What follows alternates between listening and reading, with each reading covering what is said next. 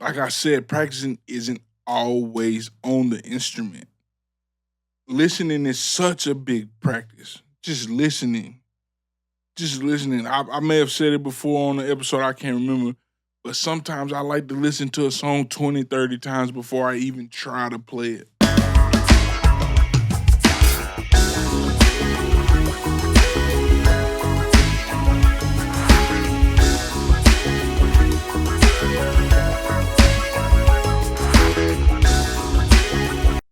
Yo, yo, yo, yo, what's up, everybody? This is Scatterbrain, the Ray Bradford podcast. Back to you, back to you for another episode of Bass Lessons the Scatterbrain Way. Of course, I'm your host, Ray Bradford, and this week we're not playing, we're not touching the instrument. Sometimes you got to come to lessons. I used to love that in college. I would come to lessons and wouldn't play a note, and now it wasn't a lot, but when it would be great. He would understand that I didn't need to play that day. I needed more of a vocal talking to. Just conversation, just a conversation. And if you read the caption and you've seen the thumbnail, you know that today we're going to talk about how to practice even when you don't feel like practicing. And that becomes, and you hit a wall sometimes where that's the case. And it becomes a thing like, man, I don't feel like it today. I don't want to do it. Life is life and I have things going on. I'm too busy or I'm just not in the mood. These things happen. And I'm going to tell you something that a Grammy Award winning bassist composer,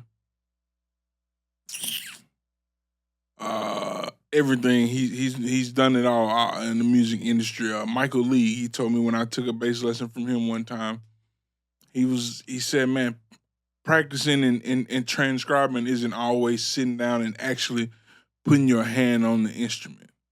So those days where sometimes you just don't feel like picking up the instrument, that's fine.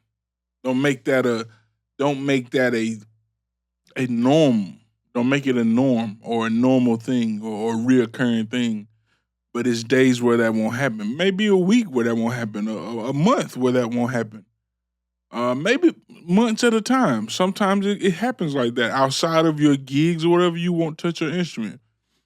But you should always practice. What are the ways that you can always practice? You can always be listening to music. You can always be analyzing music. You can always be searching for something deeper than what you already doing.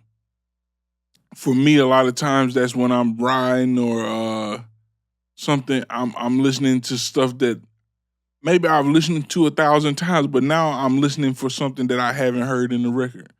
Oh, how can I apply that to what I do? How can I get that in what I'm going? And this conversation may be for more advanced players. Because if you're not super advanced, or or at least like a intermediate player to where you understand a lot of stuff, you need to be practicing a lot.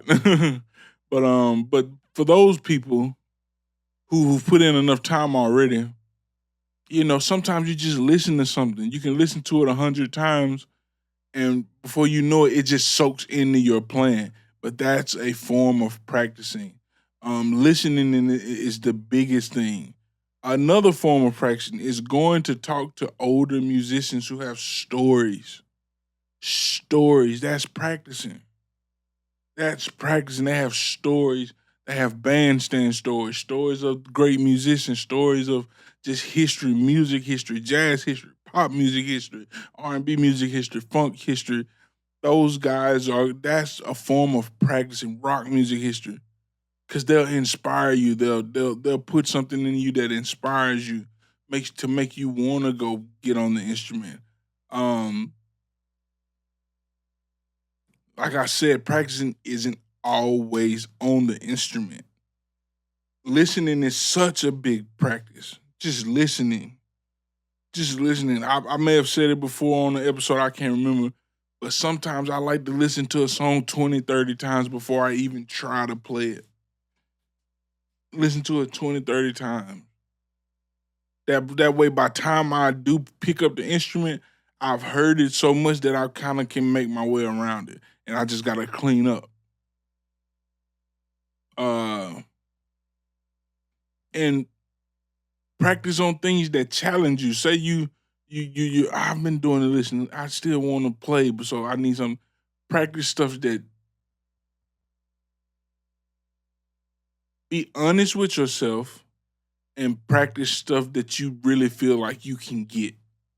Put a time limit on it of in a month or two, I want to be able to play this and really go after it.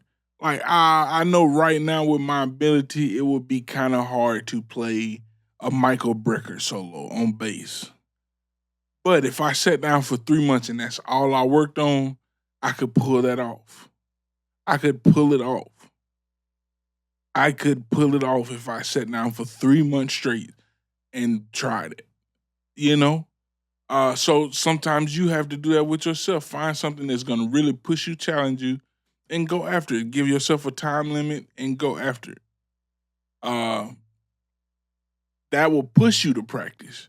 Even though you don't feel like practicing, it will push you to practice because now you have a new challenge. Say you're the big dog in your area, in your scene, in your clique. Well, you push yourself to new limits. Learn something new. Like a cool thing for me at one time was learning how to mix. Am I the best mix engineer? No, nowhere near it. I'm nowhere near the best. But learning how to mix and edit sessions and stuff, recording sessions, it pushed me to a whole new level because it made me realize, oh, I need to clean this up in my plan. I need to clean this up in my plan. If I don't want to be on the back end of editing and mixing and fixing it, then let me fix it on the front end of my plan of when I'm actually capturing the take or I'm recording the audio or the bass part. So learn a new thing, learn mixing, but still be paying attention to bass parts and stuff like that, and then you'll know. Oh well, I need to know I know what to work on when I go back to the woodshed. So it's many things to do than just sit on the instrument. It's many things to do rather than just sit on the instrument. Uh, so don't beat yourself up if you don't feel like practicing. Don't beat yourself up. Don't feel bad. Don't feel like everybody's passing you by. Um, unless you want to be the best bass player in the world. You know, Jaco Pastorius told what's my guy named Joe Zaw? No, he told Joe like he met him and said, I'm the best bassist in the world. You know, if you have that attitude, then you should be practicing every day. Honestly, you should be practicing every day because it's always going to be somebody that's on your tail.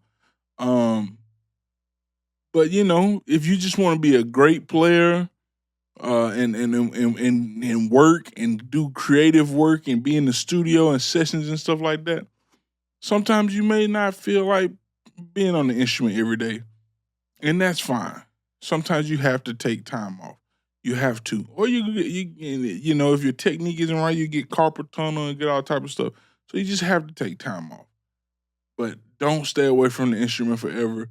Find something that will inspire you to get back to the instrument, whether that's recording, mixing, blah, blah, blah, or that's listening to a song so much that it inspires you to pick up the instrument or transcribing orally. So that's Aurally. And then you got orally and orally. So orally is with the ears. But yeah. So those things, man. Those things, don't feel bad. I just wanted to come in and give you some tips on what I do when I notice that I'm not picking up the instrument as much. Uh, and honestly, I haven't picked up the instrument a lot within the last year, but I've been doing so much. I'm doing this now. I'm learning about video editing. I'm learning about recording, mixing, mastering. I'm learning about so much. I'm learning about trying to run a business. I'm thinking about going back to school. I'm thinking, you know, I'm doing so much. So it's like you don't have a lot of time to sit down and actually sit with the instrument anymore. But that's why I put so many hours in on the front end. So many hours. So but this helps though, being able to come. this was a venture that made me have to sit back down with the instrument. Because if I'm gonna be telling y'all what to do, I need to be able to at least do it on my end before y'all see it, you know? So this is a thing that made me have to pick the instrument up. So find you something that will eventually get you back around to picking the instrument up. Hope you you know you got something from this. You set with this and you thought about it after you listened to it and you came back. So hopefully I get two views of you watching this. So you sit with this, you listen to it, put it down, and you come back and listen to it again, and you've made it this far again. Um, I hope that you got something from this, and you're gonna start back picking the instrument up, or you're gonna work your way back to picking the instrument up through listening, through transcribing, through all those things we talked about. Like I always say, find your grandmama, your granddaddy, your mama, your daddy, your auntie, your uncle, your niece, your nephew, your son, your daughter, your boo, your bae, your lover, your friend, whatever you call them. Find them, hug them, tell them you love them. Peace out. Y'all be safe.